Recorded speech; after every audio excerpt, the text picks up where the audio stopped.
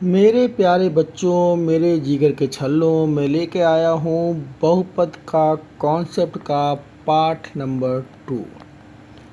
जिन्होंने पार्ट 1 नहीं देखा है वो प्ले लिस्ट में जाके पार्ट 1 ज़रूर देख लें। चलिए, लेकिन तब भी एक बार मैं आपको बताता हूँ पार्ट 1 में हमने क्या क्या पढ़ाया था।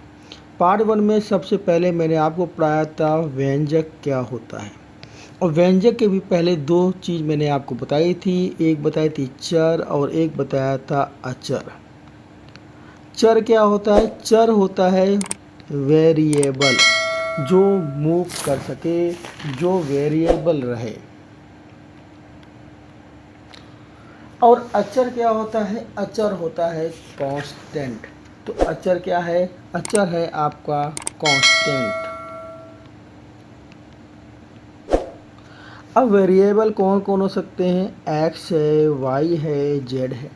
कांस्टेंट जैसे 5, 6, 8। कहने का मतलब है कि एक चर हो गया और एक क्या हो गया? अचर। अगर इन दोनों से मिला दिया जाए तो एक पद बनेगा, या पदों को मिला दिया जाए तो पदों का समूह बनेगा। जैसे इन दोनों को मिलाया तो 5x बना, और अगर एक और ले लेते हैं 6, तो ये दो पद हो गए। दो पदों के बीच में प्लस का चिन्ह लगाया या माइनस का लगाया तो ये क्या बन गया? ये पदों का समूह बन गया। तो पदों या पदों के समूह को ही बेटा हम लोग क्या बोलते हैं? व्यंजक बोलते हैं। क्या बोलते हैं? व्यंजक बोलते हैं। ये मैंने आपको पार्ट 1 में बहुत अच्छे से समझाया है, जाके देख लीजिएगा। इसके बाद मैंने आपको क्या बताया था? इसके बाद मैंने आपको बताया था बहुपद। आखिर बहुपद किसे कहते हैं क्या? बट यहाँ पे हमें आपको एक बार जल्दी से बता देता हूँ कि बहुपद पहचानेंगे कैसे। अगर x की पावर रूट में है या s की पावर माइनस में है तो आप कहेंगे कि ये बहुपद नहीं है। बहुपद होने के लिए या तो s की पावर 0 हो या s की पावर कैसी हो? पॉजिटिव हो, तो वो बहुपद होगा। फिर आपको मैंने बताया था बहुपद की घात निकालना, डिग्री ऑफ पॉलिनोमियल्स। जो आपको इक्वेशन दी है, जैसे x³ minus 2x² plus 5x plus 6 equal to 0। अगर इसमें घात निकालना है तो आपको चेक करना होगा कि इसमें x की मैक्सिमम घात कितनी है, मतलब x की सबसे ज़्यादा घात कहाँ है। जब चेक किया तो s की घात यहाँ पे कितनी है? 2 है। यहाँ पे s की घात 3, यहाँ s की घात 1 और यहाँ x की घात है ही नहीं, तो आप कहेंगे 0। मतलब हम यहाँ लिख सकते हैं 6x², 6x की पावर 0। तो यहाँ पे क्या हो गया? तो आप कहेंगे यहाँ पे 3 घात है, यहाँ 2 है, यहाँ 1 है और यहाँ घात क्या है? 0। तो आप कहेंगे इसकी घात कितनी हो गई? 3। ये मैंने सब पार्ट 1 में पढ़ाया है। प्लीज़ जाइए, प्ले लिस्ट को उठाइए, और मेरा दावा है जब आप पढ़ेंगे आपको एक एक बात दिमाग में छप जाएगी, क्योंकि मैं बार बार वही एक बात आपको दोहराता आया हूँ और फिर दोहरा रहा हूँ जो जोश भर दे। बच्चों, मैथ बहुत ही आसान है। मैथ प्लस माइनस गुणा और डिवाइड का ज्ञान है। जो इसको समझ गया वो मैथ का जादूगर बन गया। चलिए कुछ एग्जाम्पल देखते हैं और एग्जाम्पल देख के समझते हैं हम लोग और कि कौन सा बहुपद है या नहीं है, क्या है क्या नहीं है। चलिए आपको बताना है बहुपद है कि नहीं। पहला क्वेश्चन मैं आपको दे रहा हूँ, x² प्लस 2x प्लस √3 ये बहुपद है या नहीं। दूसरा क्वेश्चन है आपके पास √x प्लस 5। तीसरा क्वेश्चन है हमारे पास 1/x प्लस 3। और एक क्वेश्चन और है x³ plus 3x² plus 3x/x plus. चलिए पहले क्वेश्चन की बात करते हैं। पहले क्वेश्चन में आपने देखा कि जो पहला क्वेश्चन दिया है, यहाँ पे s की पावर 2 है, यहाँ s की पावर 1 और यहाँ s की पावर नहीं है। तो चाहिए तो हम लिख सकते हैं s की पावर जीरो। क्या लिख सकते हैं? एक्स की पावर जीरो। मैंने आपको कहा था अगर एक्स की पावर आपको माइनस पे मिल गई या एक्स रूट पे मिल गया तो वो बहुपद नहीं होगा। यहाँ रूट पे है लेकिन संख्या है 3, यहाँ एक्स नहीं है, मतलब चर नहीं है। ठीक है, तो यहाँ पे मतलब कोई भी एक्स की पावर रूट में नहीं है, एक्स की पावर माइनस में नहीं है, तो आप कहेंगे ये जो है वो क्या है? बहुपद हमारा है, हमारा ये बहुपद है। बात इतनी समझ में आ गई होगी, हमारा ये बहुपद है। चलिए अगली बात करते हैं। अगली बात क्या कह रहा है कि नेक्स्ट क्वेश्चन में, क्वेश्चन नंबर 2, यहाँ पे देखिए अंडर रूट लगा है और एस की पावर अंडर रूट में आ गई तो आप कहेंगे बहुपद नहीं है। अगला क्वेश्चन देखते हैं। ये 1/x+3 लगा है, इसको जब ऊपर ले जाओगे तो ये s की पावर नीचे 1 है तो ऊपर हो जाएगी s की पावर -1+3। तो यह s की पावर -1 का 1 पे गुणा होगा तो s की पावर -1+3। और जब मैंने बताया था कि अगर पावर माइनस पे मिल जाए तो आप कहेंगे भैया ये बहुपद नहीं है। समझ में आ गया होगा। चलिए नेक्स्ट क्वेश्चन देखते हैं। क्वेश्चन नंबर ये देखिए ज़रा क्या लिखा हुआ है। कह रहा है x3, तो पहले इसको हल करना पड़ेगा सही से।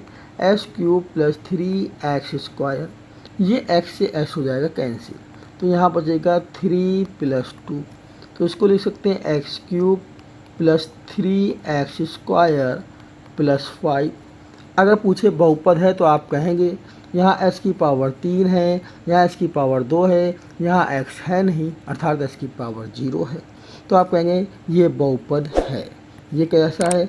ये जो इक्वेशन बन के आई ये बहुपद है। आपका आंसर होगा ये बहुपद है, क्योंकि यहाँ s में ना तो रूट लगा है और ना कोई पावर माइनस पे लगी है।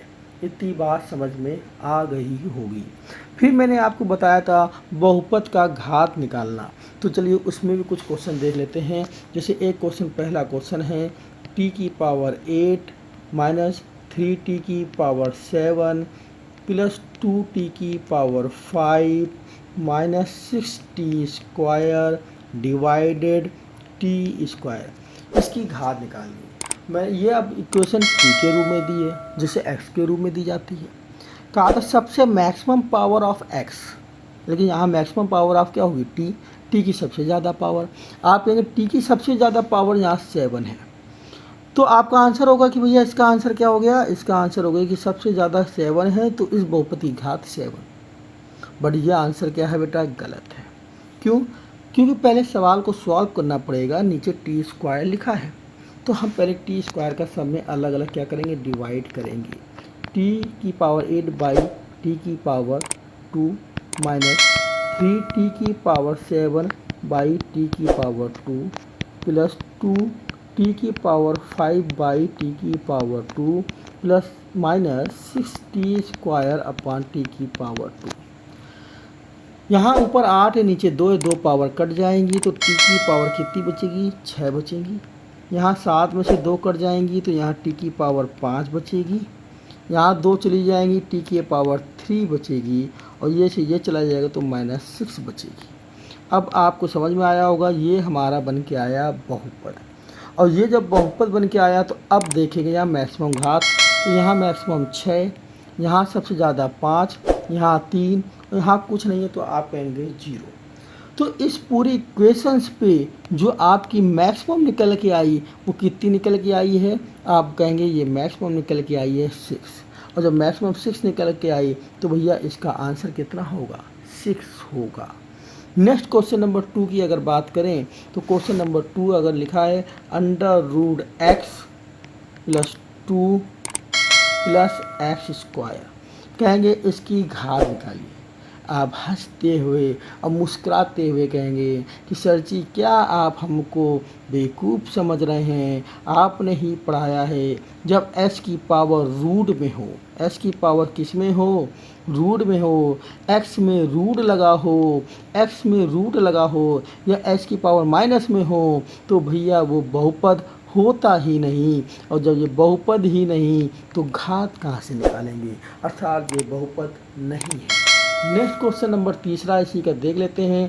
क्वेश्चन नंबर 3 है, कहीं लिखा है 5। क्या लिखा है? 5। अब मैं कहूँगी इसकी घात निकालो। आप कहोगे यहाँ पे तो x है नहीं, तो हम लिख सकते हैं इसको गुणे में s की पावर 0, क्योंकि s की पावर 0 का मान एक ही होता है, और 5 में 1 का गुणा करो तो 5 ही रहेगा, तो 1 की जगह इसकी पावर 0 लिख दिया। अब अगर कोई आप डिग्री पॉलिनोमियस पूछेगा तो इसकी डिग्री हो जाएगी, इसकी घात हो जाएगी 0, अर्थात इसको हम बोल सकते हैं कांस्टेंट पॉलिनोमियल। क्या बोल सकते हैं? कांस्टेंट पॉलिनोमियल, कांस्टेंट बहुपद। बात समझ में आपको आ गई होगी। ये मैंने पार्ट 1 में पढ़ाया था, कुछ एग्जाम्पल से मैंने इस बार पार्ट 2 में पढ़ाने के पहले आपका रिवीजन करा दिया। पार्ट 1 में जाकर आप इसको एक बार अच्छे से देख लें। नेक्स्ट आगे बढ़ते हैं। स्टैंडर्ड फॉर्म ऑफ पॉलिनोमियल, बहुपद का मानक रूप, पार्ट 2 में आज पढ़ना है। बहुपद के पदों को चर की घात के आरोही व अवरोही क्रम में रखना बहुपद का मानक रूप कहलाता है। यहाँ 2 शब्द निकल के आए हैं जो बच्चों को कन्फ्यूजन कर रहे होंगे कि एक आरोही और एक अवरोही, ये दोनों में क्या अंतर है। तो चलिए बेटा समझते हैं इस बात को। एक शब्द है आरोही और एक शब्द है आपके सामने अवरोही। आरोही का मतलब होता है बढ़ता हुआ क्रम, असेंडिंग ऑर्डर, छोटे से बड़ा। क्या बोल रहा हूँ? छोटे से बड़ा। बात समझ आई? जैसे कहीं आपको दिया है 2, 5, 7, 3, 9, मैं कहूँ इसको आरोही क्रम में लिखें तो आप पहले क्या लिखेंगे? आप पहले लिखेंगे, यहाँ पे जब आरोही क्रम में लिखने की बात आएगी तो आप कैसे पहले लिखेंगे? 2, तो छोटे से बड़ा, फिर 5, फिर क्या आएगा? 2, फिर क्या आएगा? यहाँ 3, फिर आएगा 5, फिर आएगा 7 और फिर आएगा 9। तो ये हो गया आरोही, छोटे से बड़ा क्रम।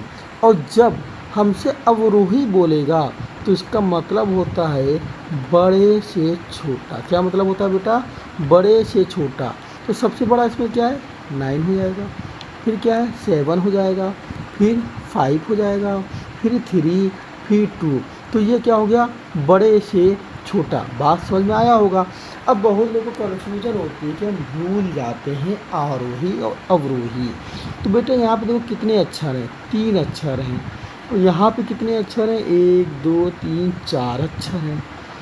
तो इन दोनों में अक्षरों में जो नाम लिखा है वो बड़ा कौन है? ये बड़ा है, तो इससे याद रखेंगे बड़े से छोटा।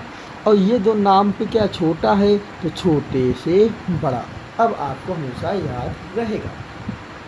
बट बात चल रही थी बहुपद के मानक रूप की। तो बहुपद के मानक रूप में क्या कह रहा था कि बहुपद के पदों को चर की घात का या तो आरोही क्रम में लिखो या अवरोही क्रम। गिनती नहीं लिखनी है, चर की घात लिखनी है। किस में लिखनी है? तो जैसे अगर हमने पहले लिखा s की पावर 2, तो अब इससे क्या होगा? अगला क्या होगा? s की पावर 3, फिर अगला मान लो 5, फिर अगला मान लो 7। तो ये कैसा ऑर्डर है? ये आरोही क्रम का हो गया, चर की घात में बढ़ता हुआ क्रम। और अगर कहीं लिखा है s की पावर 7, फिर s की पावर 5, s की पावर 3 या x स्क्वायर, तो ये घटता हुआ क्रम हो गया, बड़े से छोटा, वो भी चर की घात में। तो ये क्या हो गया? अवरोही क्रम। बात समझ में आ रही है? अब आपसे एग्जाम्पल देता हूँ और एग्जाम्पल में आपसे पूछता हूँ, ठीक है? तो एग्जाम्पल दिया मैंने, पहला एग्जाम्पल है आपके लिए। देखिए पहला एग्जाम्पल, कहीं लिखा है s की पावर 5 प्लस s की पावर 7 s की पावर 3 माइनस 9x। आप कहेंगे पहले पावर कितनी है? 5 है, 5 के बाद 3 है, 3 के बाद यहाँ पावर 1 है। तो पावर क्या हो रही है? घट रही है, मतलब बड़े से छोटा हो रहा है। बड़े से क्या हो रहा है? छोटा हो रहा है, मतलब अवरोही क्रम में लिखा हुआ है। किस क्रम में लिखा हुआ है? अवरोही क्रम में, डिसेंडिंग ऑर्डर में लिखा हुआ है। तो मतलब सही लिखा हुआ है, इसलिए ये बहुपद का मानक रूप है। अब इसी तरह से दूसरा एग्जाम्पल ले लेते हैं। दूसरा एग्जाम्पल लिखा हुआ है, मान लेते हैं हम कहीं पे x³ प्लस s की पावर 4 माइनस 5s की पावर 6। अब आप देखिए यहाँ पे पावर कितनी है? 3 है, यहाँ पावर कितनी है? 4 है, यहाँ पावर कितनी है? 6 है। मतलब पावर बढ़ रही है, मतलब छोटे से बड़ा, छोटे से बड़ा। तो आरोही क्रम, और आप भी बता चुका हूँ आरोही क्रम में लिखा हो या अवरोही में लिखा हो तो वो क्या कहलाता है बेटा? वो कहलाता है बहुपद का मानक रूप। तो ये बहुपद का मानक रूप है। आपको समझ में आ रहा होगा। नेक्स्ट एग्जाम्पल एक और ले लेते हैं, एग्जाम्पल नंबर 3। तो एग्जाम्पल नंबर अगर 3 हमने लिया वो क्या है? जैसे लिखा है x² minus 17s⁵ plus 19s⁷ minus 3s⁹ तो आप कहेंगे तो बताते हैं इसमें कि ये व्यापक मानक रूप है या नहीं है। तो आप कहेंगे यहाँ पावर 2, 2 से 5, 5 से 7 और फिर 9 पावर बढ़ रही है, छोटे से बड़ी जा रही है। ठीक है, तो जब छोटे से बड़ा जाए या बड़े से छोटा जाए तो हमारा मानक रूप कहलाता है। तो मतलब ये बहुपद मानक रूप में है। बात समझ में आ रही होगी। नेक्स्ट एक क्वेश्चन और देता हूँ, फिर आप बताइएगा इसका क्या आंसर होगा। जैसे मान लेते हैं एग्जाम्पल नंबर 4। यहाँ पे ले लेते हैं कोई एग्जाम्पल नंबर हमने ले लिया 4। तो एग्जाम्पल नंबर 4 में क्या लिखा हुआ है कि x³ minus 2x⁵ plus x²। ये हमारा मानक रूप है या नहीं? तो आप कहेंगे कि यहाँ पे पावर कितनी है? 3, यहाँ पावर क्या है? 5, यहाँ पावर 2 हो गई ना। तो ये बढ़ रही है भाई। 3 है, अगर 3 है तो 3 के बाद 5 है तो 5 से ज़्यादा होनी चाहिए थी। 7 होती, 8 होती, 9 होती, लेकिन ये तो अचानक घट गई ना। तो ये बढ़ता हुआ क्रम है, मतलब छोटे से बड़ा भी नहीं है और बड़े से छोटा भी नहीं है। इसका मतलब क्या हुआ? इसका मतलब हुआ ये जो आपको दिया गया है ये मानक रूप नहीं है। ये मानक रूप नहीं है। तो अब हो गया कि आपको समझ में तो आ ही गया होगा कि मानक रूप है या नहीं।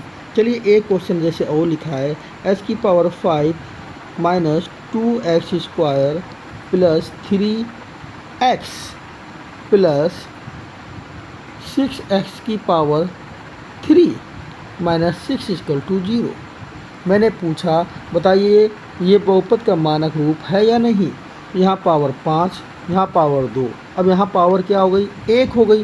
जब कुछ नहीं लिखा तो क्या बोलेंगे? 1। यहाँ 3 हो गई, यहाँ पावर कितनी हो गई? 3, और यहाँ पे पावर क्या है? 0 है। तो पावर देखें ज़रा कैसे क्या चल रही। पहले 5, 5 के बाद 2, 2 के बाद 1 और 1 के बाद 3। या ना तो ये घटता हुआ क्रम है, अगर घट रहा होता तो 1 के बाद क्या होती? 0 होती, 1 के बाद 3 हो गई। और ना ये बढ़ता हुआ क्रम है, ना ये आरोही है ना ये अवरोही है। आप कहेंगे भैया ये मानक रूप है ही नहीं, मतलब ये मानक रूप नहीं है। शायद आपको ये समझ में आ गया होगा कि मानक रूप कैसे पहचानेंगे बहुपद का है या नहीं है। नेक्स्ट बात करते हैं हम लोग कांस्टेंट पॉलिनोमियल की। कांस्टेंट पॉलिनोमियल, इसकी बात करते हैं। कांस्टेंट पॉलिनोमियल, ऐसा बहुपद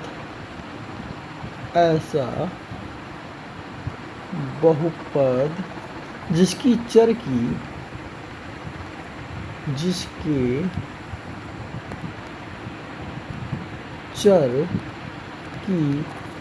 सबसे बड़ी घात 0 होती है। सबसे बड़ी घात कैसी होती है? 0 होती है। वो कांस्टेंट पॉलिनोमियल कहलाता है। ठीक है, नियत बहुपद, नियतांक बहुपद, कोई भी नाम बोले। जैसे एग्जाम्पल आपने लिखा है कहीं पे 5 बहुपद है क्योंकि यहाँ पे x नहीं है। आप लिखना चाहे तो h⁵0 लिख सकते हैं, क्योंकि h⁵0 का मान 1 होता है तो ये 5 ही आएगा। तो आप कह सकते हैं कि ये जो है ये कांस्टेंट पॉलिनोमियल है। कैसा है? कांस्टेंट पॉलिनोमियल है। और एग्जाम्पल 8, ये क्या है? कांस्टेंट पॉलिनोमियल है। 10 क्या है? कांस्टेंट पॉलिनोमियल है, क्योंकि यहाँ पे चर की सबसे मैक्सिमम घात कितनी हो रही है। तो इसमें देखेंगे आप कि चर की सबसे मैक्सिमम घात जीरो हो रही है, क्योंकि हम इस पे लिख सकते हैं 8 इंटू एस की पावर ज़ीरो, 10 इंटू एस की पावर ज़ीरो। तो जहाँ चर की सबसे बड़ी घात क्या हो जाए बेटा, शून्य हो जाए, तो उसे हम लोग बोलते हैं कांस्टेंट पॉलिनोमियल। बात समझ में आ गई होगी। चलिए नेक्स्ट बढ़ते हैं आगे। Types of polynomial, types of polynomial. Hindi में बात करें तो बोलेंगे बहुपद के प्रकार, टाइप्स ऑफ पॉलिनोमियल। ठीक है, बात करते हैं टाइप्स ऑफ पॉलिनोमियल की। ध्यान से समझिएगा इसको हम दो भागों में डिवाइड करेंगे। कितने भागों में बात करेंगे बेटा, दो भागों में। पहला भाग होगा ऑन दी बेसिक ऑफ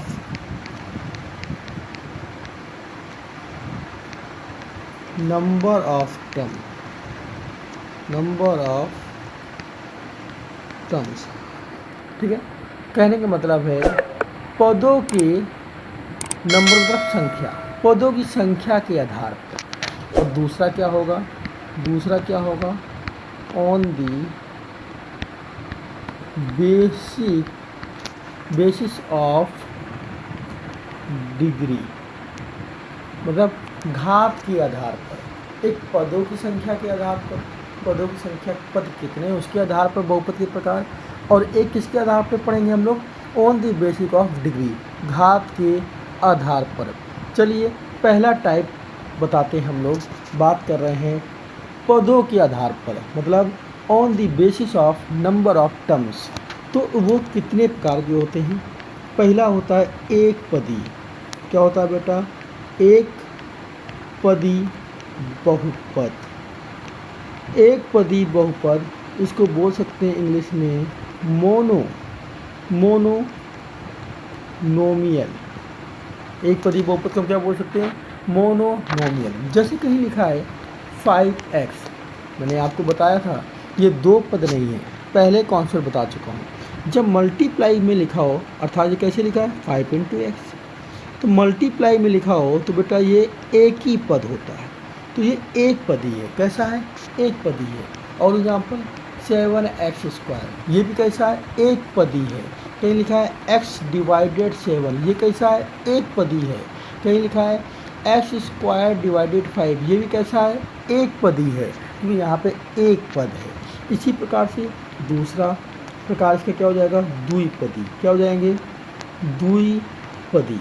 तो द्विपदी बहुपद क्या होता है बेटा, नाम पे ही लिखा है, जिसमें दो पद हों। दो पद हों तो उसको बोल सकते हैं हम लोग बाइनोमियल। क्या बोल सकते हैं, बाइनोमियल। अब दो पद की बात हो रही है, कहने का मतलब है कि ले लेते हैं 5 और इसके साथ x जोड़ दो, तो यहाँ पे दो पद हो गए।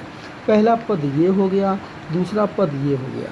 और जब दो पद हो गए तो आप कहेंगे ये कैसा हो गया, द्विपदी बहुपद है। इसी तरह एक एग्जाम्पल और ले लेते हैं, नेक्स्ट एक एग्जाम्पल और ले लेते हैं। वो एग्जाम्पल क्या है, ध्यान से देखते हैं। कहीं लिखा हुआ है x² - 9। देखिए यहाँ पे एक पद ये हो गया, एक पद ये हो गया, अब बीच में माइनस का चिन्ह लगाया। जब माइनस और प्लस का चिन्ह लगे तो पद अलग अलग हो जाते हैं, लेकिन मल्टीप्लाई में वो एक ही पद होता है, जैसे ये लिखा हुआ है। ठीक है, एक ही पद होता है। तो यहाँ पे ये दो पद हो गए, दो पद हो गए तो आप इसको बोलेंगे क्या है, द्विपदी बहुपद। बात समझ आ गई होगी। एक नेक्स्ट लेके चलते हैं, तीसरा देखते हैं। तीसरे में हम बोल सकते हैं त्रिपदी,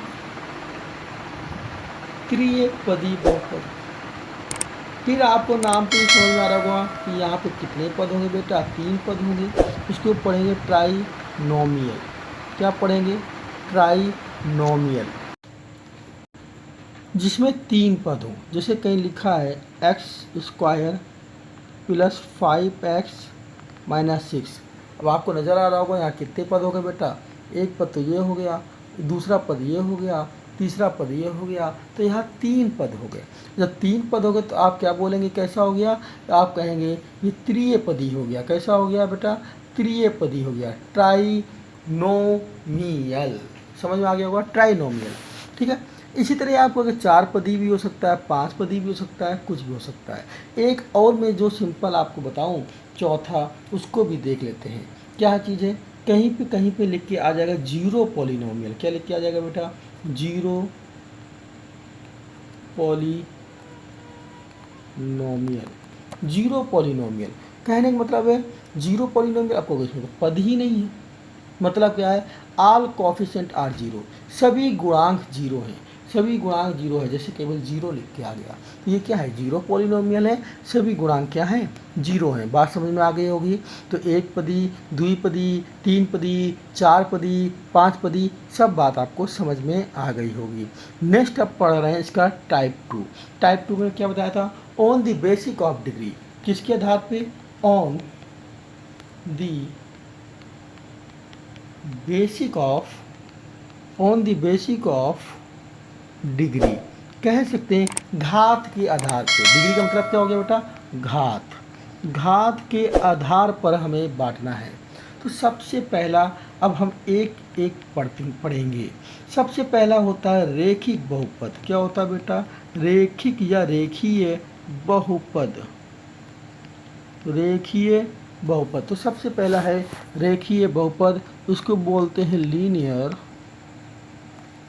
लीनियर पॉलिनोमियल। Linear polynomial. रेखिक बहुपद का मतलब क्या है, जिसमें x की घात एक ही हो, जिसमें x की घात क्या हो, एक ही हो, वो कहलाता है क्या, रेखीय बहुपद। ठीक है, समझ में आ गया होगा। अब इसमें हम लोग इसका व्यापक रूप भी लिख सकते हैं। मतलब क्या लिख सकते हैं, तो इसका व्यापक रूप अगर कोई पूछे, रेखिक बहुपद का व्यापक रूप, तो व्यापक रूप क्या होता है इसका, ए एक्स प्लस बी। मतलब एक्स की घात देखिए यहाँ कितनी है, एक है, तो ए एक्स प्लस बी जो है वो इसका व्यापक रूप है। कैसा है, व्यापक रूप है, रेखीय बहुपद है। याद रखना है आपको, जहाँ पे क्या याद रखना है, जहाँ ए नॉट इक्वल टू जीरो, क्योंकि ए जीरो नहीं हो सकता। अगर ए वाला जीरो हो गया तो एच की पावर एक वाला ये पूरा टर्म क्या हो जाएगा, जीरो हो जाएगा। तो एच की पावर एक नहीं रहेगी, और ये नहीं रहेगी तो फिर ये रेखिक बहुपद नहीं रहेगा। इतनी बात समझ आ गई। इसका एग्जाम्पल भी देखते हैं। जैसे कहीं लिखा है 4x, तो ये रेखीय बहुपद है। लेकिन और अगर जोड़ना चाहें तो आप कह सकते हैं एक पदी है, क्योंकि इसमें पद की संख्या कितनी है, एक। तो एक पदी रेखीय बहुपद है। बात समझ में आ गया होगा। अगर कहीं पे ये लिख के आ जाए 5x प्लस 9, तो ये भी रेखीय बहुपद है। देखिए x की पावर एक है, देखिए इसी टाइप में लिखा हुआ है। यहाँ पे a का मान कितना हो गया, 5 हो गया, और यहाँ b का मान कितना हो गया, 9 हो गया। ठीक है, प्लस का चिन्ह की जगह अगर यहाँ माइनस भी हो सकता है, जैसे कोई लिख दे 5x माइनस 9, तो यहाँ a का मान 5 है और b का मान क्या है, माइनस 9 है। तो ये कैसे हैं, ये दोनों को दोनों रेखीय बहुपद हैं। लेकिन पद कितने हैं, पद यहाँ पे 2 हैं। तो आप कह सकते हैं द्विपदी। कैसे कह सकते हैं, द्विपदी रेखीय बहुपद। द्विपदीय रेखीय बहुपद समझ में आ गया होगा। ठीक है, चलिए अब आगे बढ़ते हैं। आगे देखते हैं अगला इसका क्या है, द्विघात बहुपद। द्विघात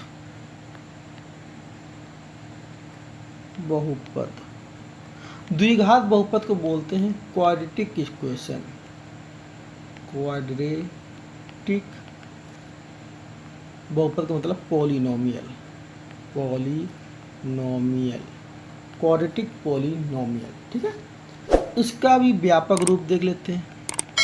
व्यापक रूप, ये द्विघात बहुपद है, मतलब 2 घात से स्टार्ट होगी। तो 2 घात वाला पहले होगा, तो इसके आगे a लगा दीजिए। फिर 1 घात वाला होगा, उसके आगे b लगा दीजिए। फिर घात वाला नहीं होगा, c लगा दीजिए, और बीच में लगा दीजिए प्लस के चिन्ह। ये बन गया व्यापक रूप। क्या बन गया, व्यापक रूप। बात समझ आ गई। यहाँ पे भी आपको एक पॉइंट याद रखना है, वेयर, जहाँ a not equal to zero. क्योंकि अगर ए वाला जीरो हो गया तो ये टर्म्स जीरो हो जाएगा, और जब ये टर्म्स जीरो हो जाएगा तो यहाँ ए एक्स स्क्वायर नहीं रहेगा। जब ए एक्स स्क्वायर नहीं रहेगा तो क्या बचेगा, इतना बचेगा, और एच की पावर 1 बचेगा, तब ये रेखिक बहुपद बन जाएगा।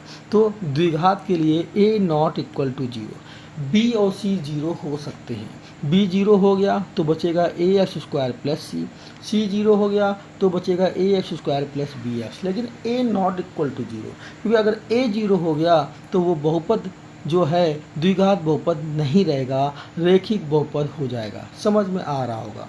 एग्जाम्पल के रूप में देखते हैं जरा, एग्जाम्पल क्या है इसका। मान लीजिए कहीं लिखा है एक्स स्क्वायर, तो आपने देखिए यहाँ पे ये वाला टर्म है, इसका बी वाला भी जीरो है और सी वाला भी जीरो है, लेकिन ये वाला टर्म है एक्स स्क्वायर से स्टार्टिंग है, मतलब ये द्विघात समीकरण है, ठीक है। लेकिन अगर पूरा लिखें तो आप बोल सकते हैं एक पदी है। कैसा है भाई, एक पदी द्विघात समीकरण, एक पदी द्विघात समीकरण नहीं, बहुपद, एक पदी द्विघात बहुपद, ठीक है। अगला अगर कहीं आपको आ गया एक्स स्क्वायर माइनस 9, तो एक्स स्क्वायर माइनस 9 में क्या है, देखिए ये एक्स स्क्वायर वाला भी है, मतलब ए वाला है, और उसके बाद सीधे कौन है, सी वाला है। बीच वाला टर्म जो है बी एक्स वाला टर्म यहाँ पे नहीं है, तो भी ये द्विघात है। लेकिन यहाँ पद की अगर बात की जाए तो आप कहेंगे द्विपदी, द्विपदी, द्विपदी द्विघात बहुपद है, ये द्विपदी द्विघात बहुपद है। समझ में आया होगा। इसी तरह से अगला अगर ले लिया जाए 3x square minus 10x plus 7।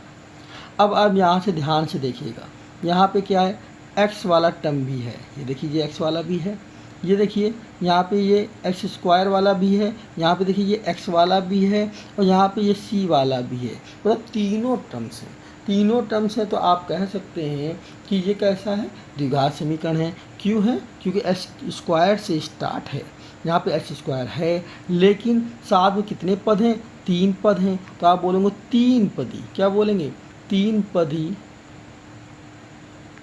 द्विघात बहुपद, 3 पदी द्विघात बहुपद। समझ में आ रहा होगा। कहने का मतलब है कि ये जितने एक्स स्क्वायर से स्टार्ट होंगे बच्चों वो द्विघात होगा। आपको बाद में समझ में आ रही होगी। ध्यान रखिएगा, पढ़ने का जज्बा हमेशा बना रहना चाहिए। कभी भी ये ना लगे कि हमको नहीं आ रहा है। जिस दिन आपने ये सोच लिया हमें मैथ नहीं आती तो नहीं आएगी। मैथ बहुत ही हलवा खेल है, केवल देखते जाइए, मैं आपको मैथ को रटवा दूंगा, आपको समझा दूंगा, आपके दिमाग में बैठा दूंगा।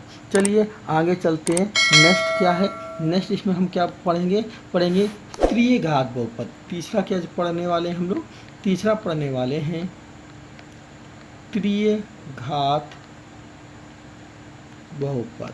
जैसे कि आपके नाम से ही समझ में आ गया होगा, और इसको बोलेंगे क्यूबिक पॉलिनोमियल। क्या बोलेंगे बेटा, क्यूबिक पॉलिनोमियल, क्यूबिक पॉलिनोमियल। अब इसका व्यापक समीकरण कोई पूछेगा, व्यापक रूप। तो व्यापक रूप जब पूछेगा तो आप कहेंगे लिख दीजिए व्यापक रूप। व्यापक रूप कैसे लिखेंगे बताइए जल्दी से, देखिए समझिए क्या करना है। क्यूबिक है, 3 घात वाला है तो 3 घात वाला भी होगा, 2 घात वाला भी होगा, 1 घात वाला भी होगा, और बिना घात वाला भी होगा।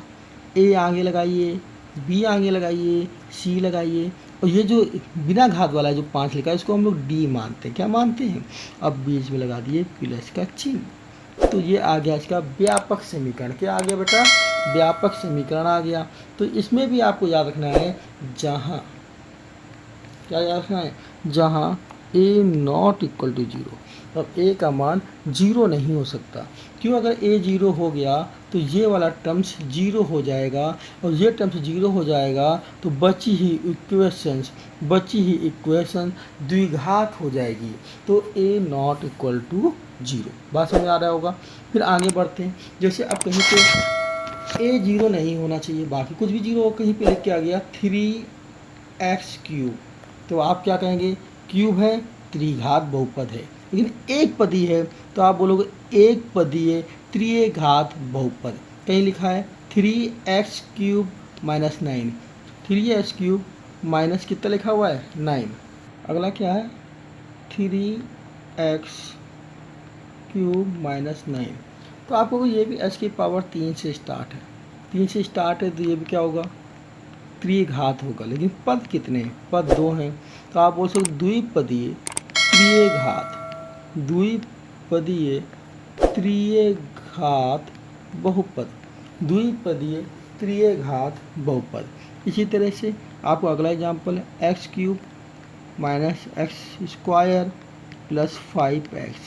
देखिए यहाँ पे d वाला टर्म 0 है, d वाला टर्म 0 है तब भी, लेकिन ये a वाला तो 0 नहीं है, तो ये भी क्या है त्रिघात बहुपद है। ये कितने पद हैं, त्रिय पद हैं, तो 3 पदीय, तो त्रिपदीय त्रिघात बहुपद, त्रिघात 3 पदीय त्रिघात बहुपद। समझ में आ रहा होगा। इसी तरह से हम ये भी बोल सकते हैं कि यहाँ पे x³ plus 2x² plus 6x minus 5। अब देखिए ये भी त्रिघात है, लेकिन यहाँ पे a वाला भी है, b वाला भी है, c वाला भी है, d वाला भी है, तो अब लोग कितने पद हो गए, 4 पद हो गए, 4 पदीय त्रिघात बहुपद। समझ में आ रहा होगा। चलिए नेक्स्ट इसके आगे और बढ़ते हैं। नेक्स्ट हम कह सकते हैं अगला क्या है, अगला है हमारा चतुर्थघात, चतुर्थघात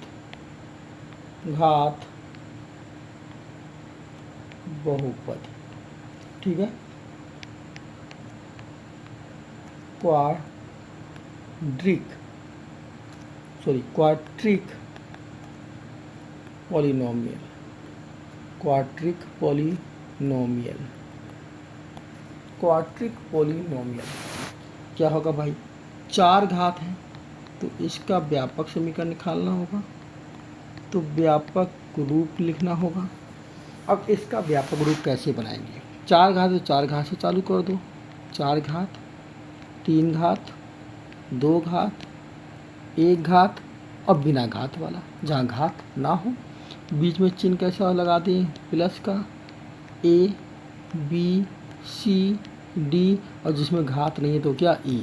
तो इसका व्यापक समीकरण भी आपने बना लिया। बात समझ आ रही है।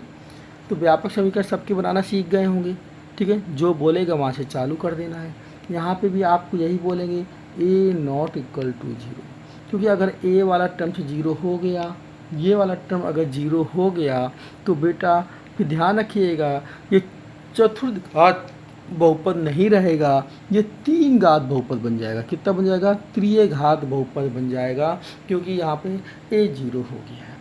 ठीक है, अगर इसके एग्जाम्पल समझें तो हम बोल सकते हैं 4s की पावर 4, s की पावर 4 से चालू है बेटा, 4 से चालू है, तो आप बोलोगे ये कैसा है, चतुर्थघात बहुपद है। लेकिन कितने पद हैं, 1 पद है, तो 1 पद चतुर्थघात बहुपद है। इसी तरह एक एग्जाम्पल और ले लें, s की power 4 minus 3x³ plus 2x² plus 4। तो ये भी देखिए s की पावर 4 से चालू है, तो आप कहेंगे ये कैसा है, चतुर्थघात बहुपद है। कैसा है बेटा, चतुर्थघात बहुपद है ये वाला, 4 से चालू है। लेकिन पदों की संख्या की बात करें तो 1 पद, 2 पद, 3 पद और 4 पद। तो यहाँ पे पद भी कितने हैं, 4 हैं, तो 4 पदीय चतुर्थघात बहुपद कह सकते हैं। समझ में आ रहा होगा। तो हमने आज पार्ट 2 में कॉन्सेप्ट का बहुत सारा पार्ट कवर कर लिया है। एक लास्ट कॉन्सेप्ट बचा हुआ है, जो हम लोग का है जीरोस ऑफ पॉलिनोमियल, बहुपद के शून्यंक। ठीक है, ये नेक्स्ट कॉन्सेप्ट में मैं आपको बता दूंगा। उसके बाद हम लोग सीधे लगाएंगे एग्जाम्पल और फिर लगाएंगे एक्सरसाइज। बहुत अच्छा कॉन्सेप्ट से समझा रहा हूँ, समझते हुए चलिए, साथ में पढ़ते हुए चलिए। चैनल को सब्सक्राइब करिए, शेयर करिए और लाइक करिए।